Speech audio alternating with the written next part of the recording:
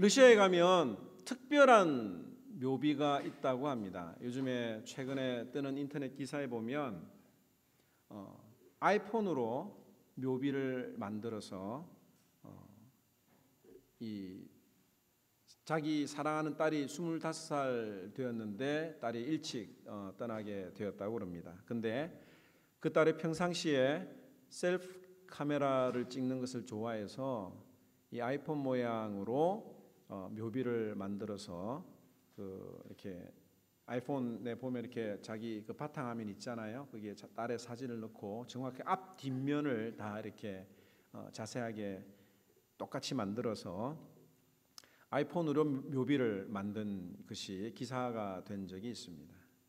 또 이 묘비에 쓰여진 글귀들 가운데 특별한 내용들이 좀 많이 있는데 나는 이제 당신이 모르는 무언가를 알고 있다라고 하는 묘비가 있다고 합니다. Now I know something you don't. 또 한 묘비에는 이런 글귀가 있다고 그래요. 여기 무신론자가 누워 있다. 잘 차려입었지만 갈 곳이 없구나. 그리고 어떤 사람이 이 무덤가를 지나가다가 이 묘비를 보고 그 글을 찬찬히 읽은 적이 있습니다. 그 글에는 이렇게 적혀 있었어요. 나도 전에는 당신처럼 그 자리에 그렇게 서 있었소 라고 하는 글이었습니다. 그래서 그는 픽 하고 웃었습니다. 그런데 그때 두 번째 줄이 그의 눈에 들어왔습니다. 나도 전에는 당신처럼 그곳에 서서 그렇게 웃고 있었소 라고 하는 글이었습니다.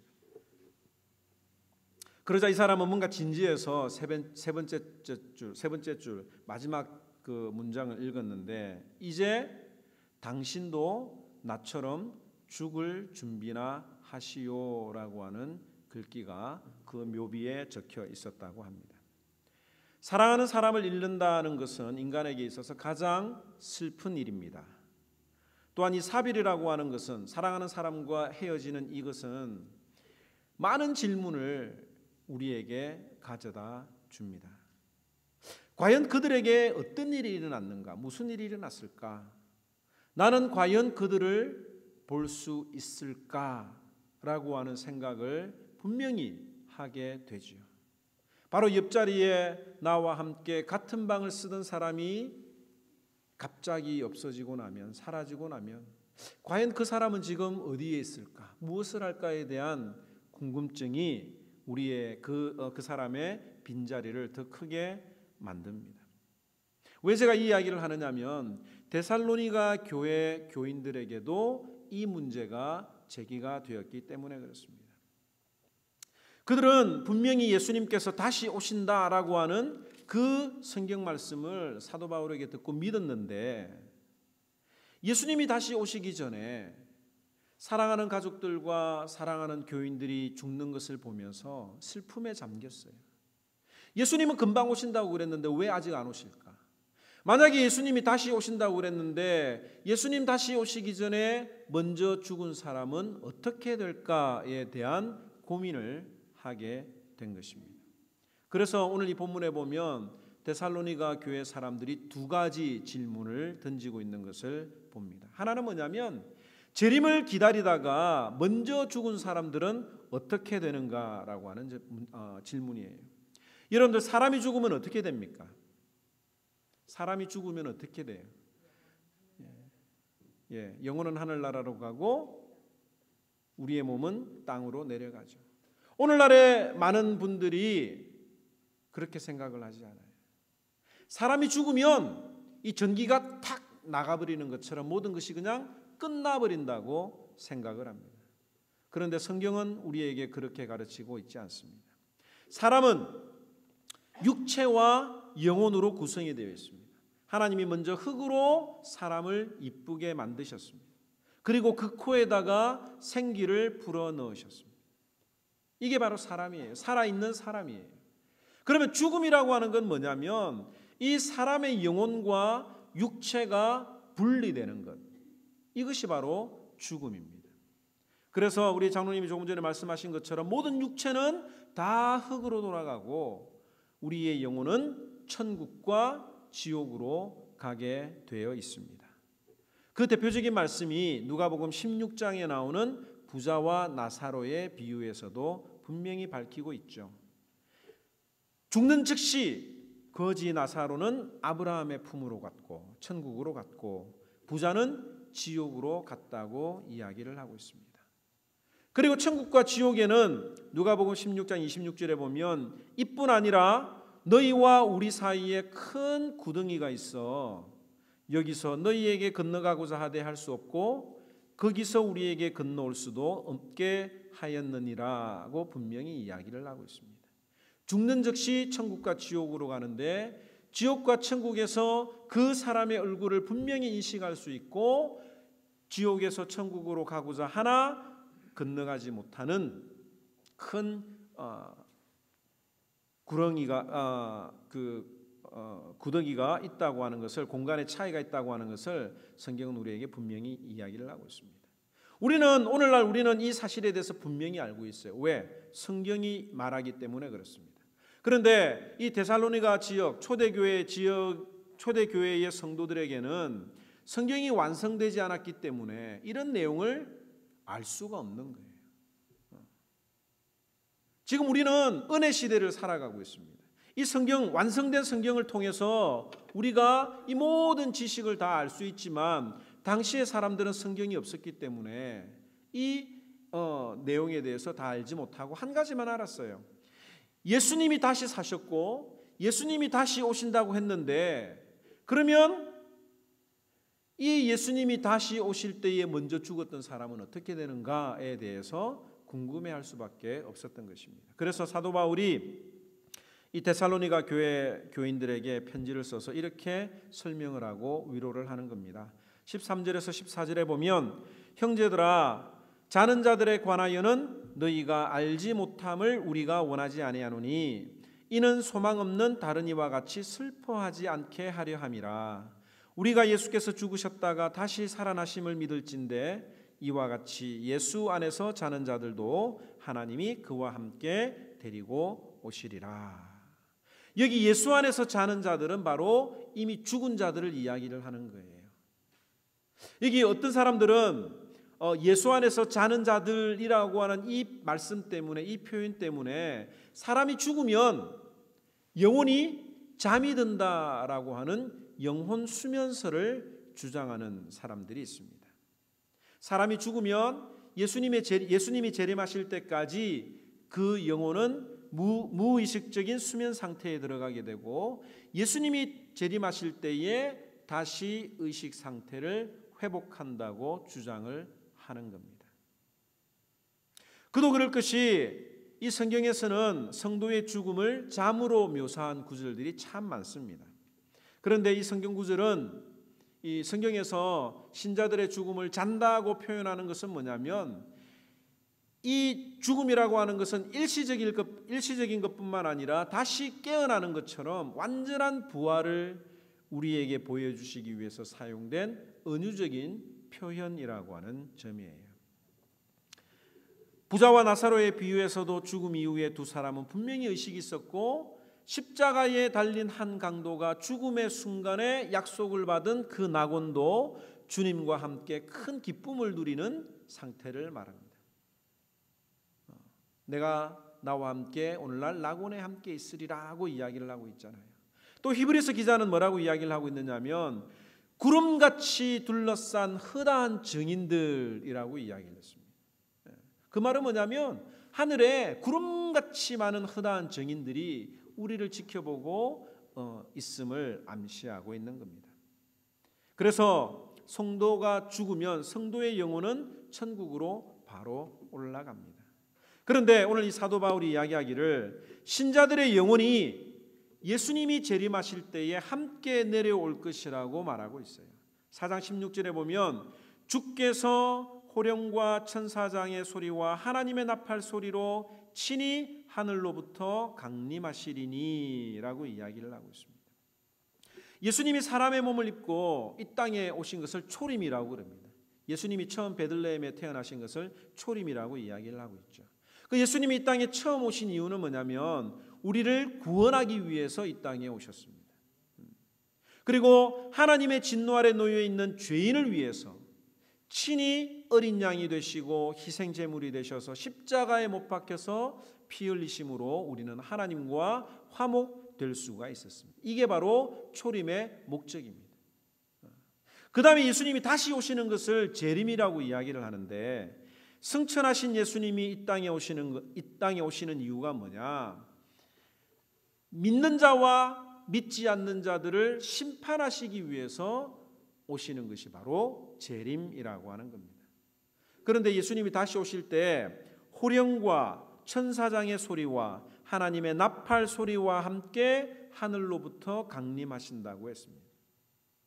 이 말은 무슨 말이냐면 이 세상에 있는 모든 사람들이 다 알아들을 수 있도록 공개적으로 오신다는 이야기예요. 어디 뭐 미국에만 이렇게 보이고 저 아프리카에 있는 사람이나 남미에 있는 사람들, 저 섬에 있는 사람들은 예수님의 재림을 못 보는 것이 아니라 이 세상에 있는 모든 사람들이 다 한 번에 예수님께서 오신다고 하는 사실을 알도록 예수님이 재림하실 때 호령과 천사장의 소리와 하나님의 나팔 소리로 오신다고 이야기를 하는 겁니다. 자, 그때 예수님이 재림하실 때 천국에 올라갔던 영혼들은 예수님과 함께 이 땅에 내려옵니다. 그러면 그때 죽은 자들의 육체가 어떻게 되느냐? 4장 16절 말씀 하반절 한번 볼까요?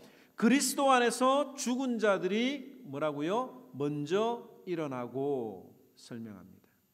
여기 죽은 자들이 먼저 일어난다라고 하는 것은 죽은 자들의 육체가 부활된다고 하는 것을 말하는 거예요. 우리가 생각할 때 아니 흙으로 돌아갔는데 흙으로 돌아갔던 육체가 다시 부활할 수 있을까 상상이 안 가죠. 지금 현재 있는 인구만 해도 70억에 가깝다고 그러는데 지금까지 살았던 이 모든 사람들의 사람의 수를 생각을 하면 어떻게 그게 가능할까 염려할 수도 있습니다. 그래서 이 옛날 초창기의 기독교인들은 어떤 생각을 했느냐면 이런 말씀을 가지고 화장하는 것을 싫어했었어요. 왜? 매장을 하면 그래도 흙으로 돌아갔다가 마지막 날에 육체가 부활할 때에 육체가 부활할 수 있는 어떤 그런 근덕이라도 뭐가 있어야 되지 않을까라고 하는 생각에서 화장하는 것을 싫어했습니다. 그런데 어떻게 마지막 날에 이 육체가 부활할 것인가에 대해서 보여주는 말씀이 에스겔 37장에 설명을 하고 있는데 그 내용을 제가 한번 읽어드리도록 하겠습니다. 에스겔 37장에 보면 여호와께서 권능으로 내게 임재하시고 그의 영으로 나를 데리고 가서 골짜기 가운데 두셨는데 거기 뼈가 가득하더라. 나를 그 뼈 사방으로 지나가게 하시기로 본즉 그 골짜기 지면에 뼈가 심이 많고 아주 말랐더라. 그가 내게 이르시되 인자야 이 뼈들이 능히 살 수 있겠느냐 하시기로 내가 대답하되 주 여호와여 주께서 아시나이다. 또 내게 이르시되 너는 이 모든 뼈에 대하여 대언하여 이르기를 너희 마른 뼈들아 여호와의 말씀을 들을지어다. 주 여호와께서 이 뼈들에게 이같이 말씀하시기를 내가 생기를 너희에게 들어가게 하리니 너희가 살아나리라. 너희 위에 힘줄을 두고 살을 입히고 가죽으로 덮고 너희 속에 생기를 넣으리니 너희가 살아나리라. 또 내가 여호와인 줄 너희가 알리라 하셨다 하라. 이에 내가 명령을 따라 대언하니 대언할 때에 소리가 나고 움직이며 이 뼈 저 뼈가 들어맞아 뼈들이 서로 연결되더라. 내가 또 보니 그 뼈에 힘줄이 생기고 살이 오르며 그 위에 가죽이 덮이나 그 속에 생기는 없더라.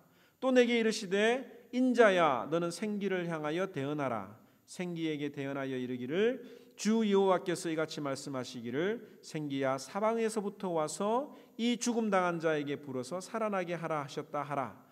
이에 내가 그 명령대로 대언하였더니 생기가 그들에게 들어가매 그들이 곧 살아나서 일어나 서는데 극히 큰 군대더라고 하는 말씀이 있습니다. 이처럼 마지막 날에 예수님이 다시 오시는 날에 먼저 죽었던 신자들의 영혼은 주님과 함께 내려오고 육체는 부활해서 그 영혼과 함께 합하여지고 그 몸이 부활체로 완전히 거듭난 몸으로 바뀌게 될 것이라고 성경은 말을 하고 있습니다. 많은 사람들이 그럼 마지막 날에 부활될 때에 내가 젊을 때의 모습으로 태어나느냐 아니면 죽는 그 순간의 모습으로 내가 부활이 되느냐, 이왕이면 내가 잘 나가던 시절에 S라인이 좀 살아있을 때 또 식스팩이 있을 때 그 모습으로 좀 부활이 되면 좋겠다라고 생각을 하는 분들이 있을지도 모르겠습니다. 그런데 핵심은 뭐냐면 예수님이 재림하실 때에 먼저 죽었던 사람의 육체가 부활이 되고 영과 결합이 되어서 천국에서 살기에 합당한 몸으로 다시 부활한다고 하는 점입니다. 성경은 이것을 가리켜서 부활체라고 이야기를 하고 있어요. 고린도전서 15장 51절에서 52절에 보면 보라 내가 너희에게 비밀을 말하노니 우리가 다 잠잘 것이 아니요 마지막 나팔에 순식간에 호련히 다 변화하리니 나팔 소리가 나매 죽은 자들이 썩지 아니할 것으로 다시 살고 우리도 변화하리라. 이 썩을 것이 불갑을 썩지 아니할 것을 입겠다라고 이야기를 하고 있습니다. 자, 이미 죽었던 신자들은 그렇게 부활할 것입니다. 먼저 올라가요. 그 다음에 그럼 이 땅에 남아있는 신자들은 어떻게 되느냐? 4장 17절에 보면 그 후에 우리 살아남은 자들도 그들과 함께 구름 속으로 끌어올려 공중에서 주를 영접하게 하시리니 라고 이야기를 하고 있습니다. 우리가 이 끌어올려진다라고 하는 이 말을 가리켜서 휴거라고 이야기를 하죠. 랩처라고 하는 단어를 쓰는데 삼일체라고 하는 단어처럼 성경에도 휴거라고 하는 단어는 없습니다. 그런데 오늘 여기 보니까 들림을 받는다라고 하는 표현이 있고 또 실제로 죽음을 보지 못하고 하늘에 올라갔던 에녹과 회오리 바람을 타고 갔던 엘리야도 있습니다. 따라서 이 휴거라고 하는 단어는 구름 속으로 휩쓸려 올라간다, 낚아 채워져 올라간다라고 하는 단어로 이 휴거라고 하는 신학적인 용어가 사용이 되는 겁니다. 오늘 이 본문이 말하고 있는 휴거가 무엇을 말하느냐면 예수님이 재림하실 때에 지금 당장 예수님이 재림하신다면 우리는 우리의 몸이 변해서 하늘로 올라가게 될 것입니다. 이게 바로 휴거라고 하는 거예요. 그동안의 교회사에는 이 휴거에 대한 잘못된 해석으로 많은 이단들이 생겨났고 그 피해들이 많았습니다. 그 대표적인 예가 제가 기억하는 대표적인 예가 뭐냐면 1992년도에 10월 달에 휴거가 일어난다고 하는 그 다미선 교회 이장님 씨로 인해서 한국 사회에 큰 파장이 일어났었습니다. 그때 막 MBC, KBS가 다 출동해 가지고 저 방송을 하고 했던 그 장면이 아직도 기억에 남아요. 그 다음에 17절 하반절에 보면 그리하여 우리가 항상 주와 함께 있으리라.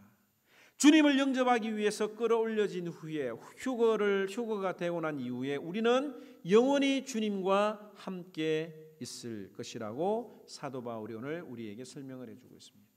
왜 이런 이야기를 하느냐? 왜 사도 바울이 이런 문제에 대해서 구체적으로 설명을 하느냐? 18절 말씀에 보면 그러므로 이러한 말로 서로 위로하라라고 이야기를 하고 있습니다. 데살로니가 교인들이 주님의 재림이 임하기 전에 죽은 신자들이 어떻게 될지에 대해서 불안해하고 있는데 이 말로, 이 하나님의 말씀으로 서로 위로하라고 하는 목적으로 이 말을 해 주었습니다. 또 하나 오늘 5장에 나타난 내용이 뭐냐면 죽은 자들이 어떻게 되느냐라고 하는 게 첫 번째 제목이 의혹이고 질문이고 두 번째는 뭐냐면 예수님이 언제 오시는가라고 하는 겁니다. 예수님이 과연 그러면 언제 오시는가? 이 예수님이 언제 오시는가에 대한 또 다른 그 핵심은 뭐냐면 그럼 우리가 어떻게 준비를 해야 되는가라고 하는 의미가 들어가 있는 거예요. 그 첫 번째가 사람들이 그 잘못된 해결책을 가지고 있는데 그게 뭐냐면 날짜를 자꾸 알려고 그래요. 5장 1절에서 3절 말씀에 보면 형제들아 때와 시기에 관하여는 너희에게 쓸 것이 없음은 주의 날이 밤에 도둑같이 이를 줄을 너희 자신이 자세히 알기 때문이라.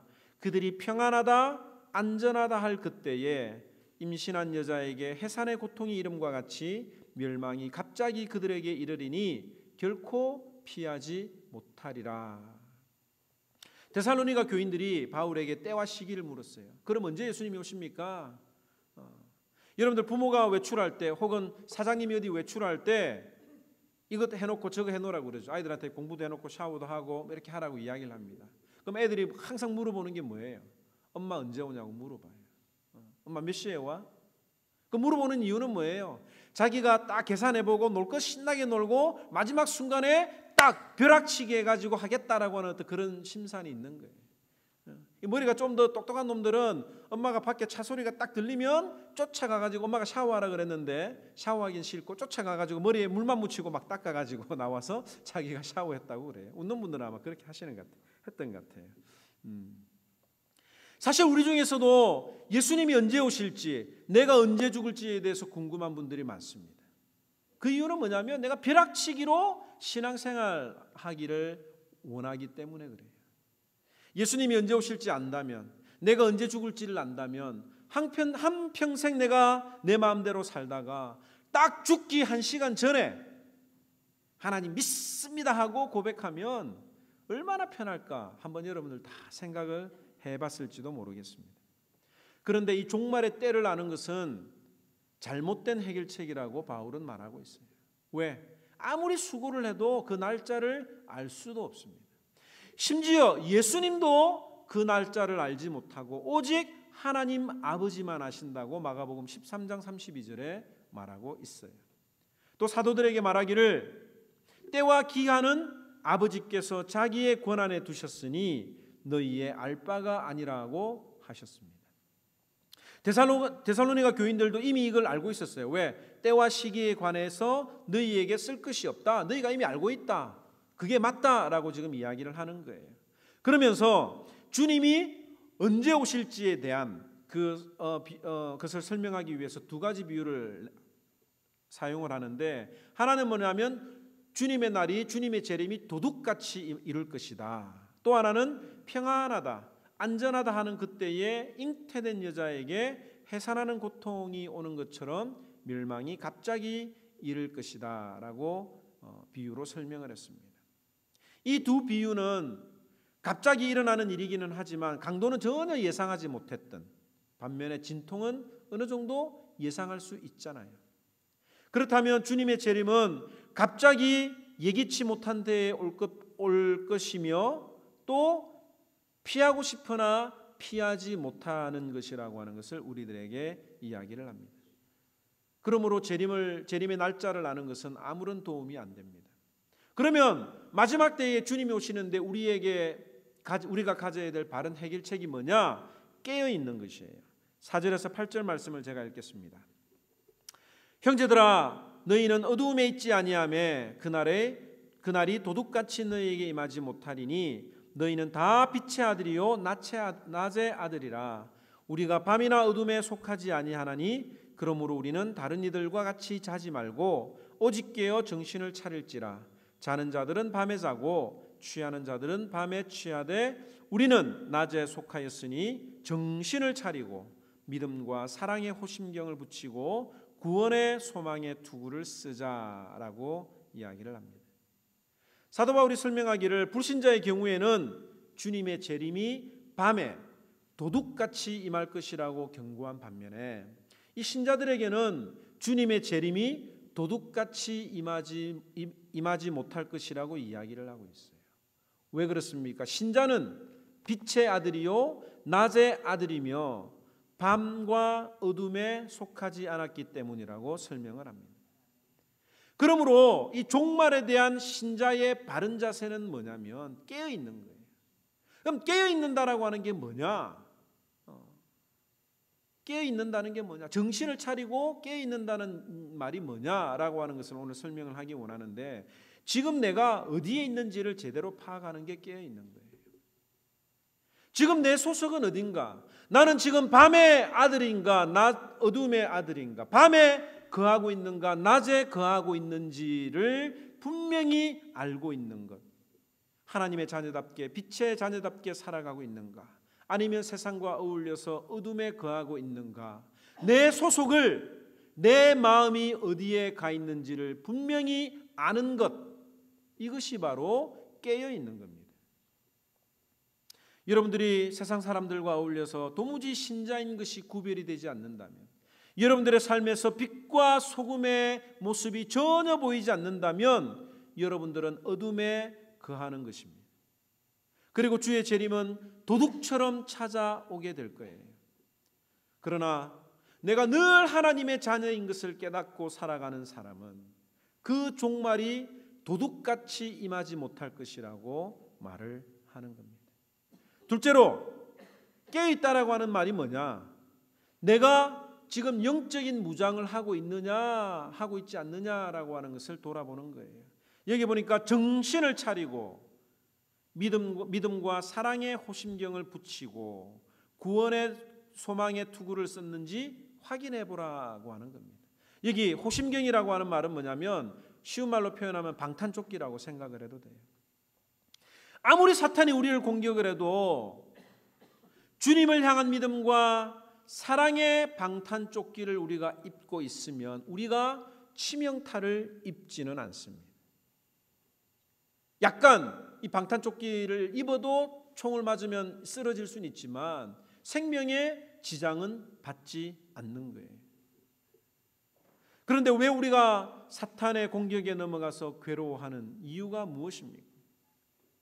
힘든 일이 있을 때마다 주님 앞에 잠시 우리가 흔들릴 수는 있지만 다시 주님 앞에 올 수 있는 건 우리의 마음속에 믿음과 사랑의 방탄조끼가 우리의 그 구원에 대한 확신을 흔들어 놓지 못하기 때문에 그래요. 조그마한 문제가 생겼을 때에 교회를 떠나고 믿음을 저버리는 것은 왜 그러느냐? 그 마음속에 믿음과 사랑의 방탄조끼가 없는 거예요. 그걸 입기가 귀찮으니까 그냥 간단한 거 그냥 이렇게 입고 입었다고 생각을 하는 겁니다. 또 우리 머리에는 방탄 헬멧도 써야 됩니다. 그 헬멧이 뭐냐? 바로 구원의 소망이라고 하는 거죠. 우리가 아무리 힘들어도 끝내 승리할 수 있는 이유는 뭐냐면 우리에게 영원히 보장된 구원의 소망이 있기 때문에 우리가 흔들리지 않을 수가 있습니다. 우리가 가져야 할 그 구원의 소망이 뭐냐? 우리가 써야 될 그 방탄 헬멧이 뭐냐? 9절에서 10절 말씀 다 같이 한번 읽도록 하겠습니다. 9절에서 10절 말씀, 5장 9절에서 10절 말씀 다 같이 함께 읽습니다. 시작. 하나님이 우리를 세우심은 노하심에 이르게 하심이 아니요 오직 우리 주 예수 그리스도로 말미암아 구원을 얻게 하신 것이라.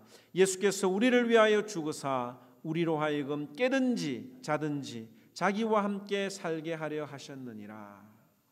이게 바로 구원의 소망이에요. 주님의 재림은 우리를 심판하러 오는 것이 아니다라고 하는 것을 믿는 겁니다.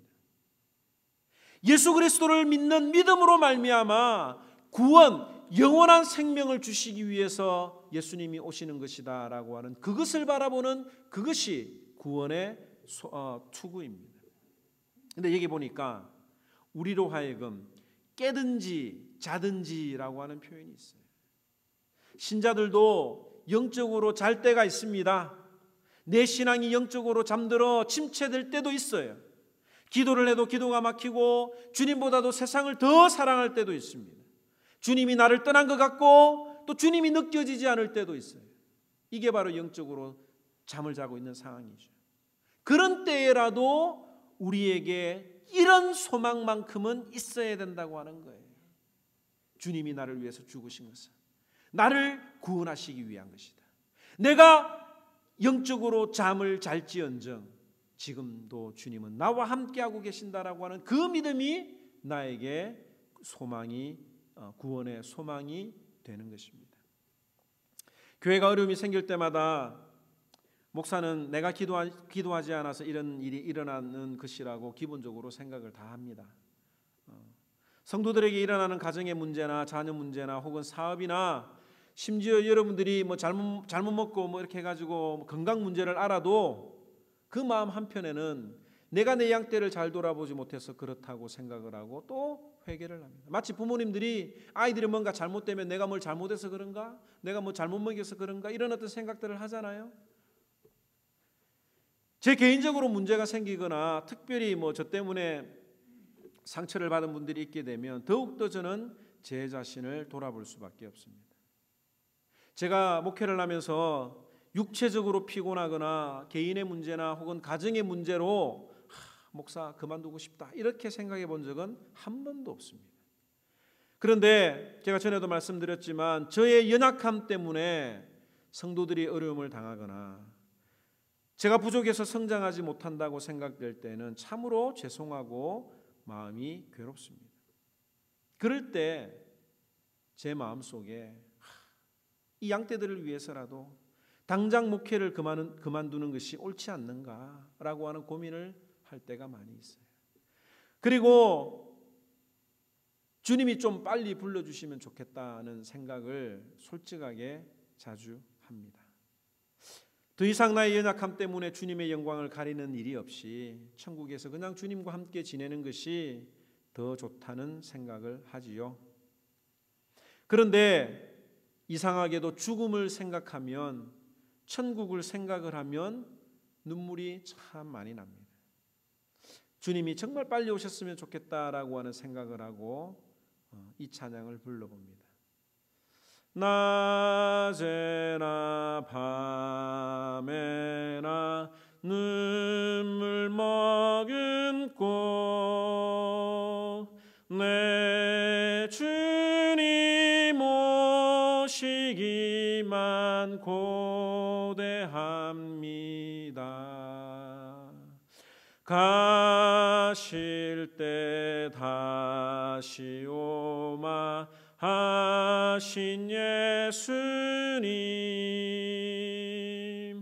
오 주여 언제나 오시렵니까?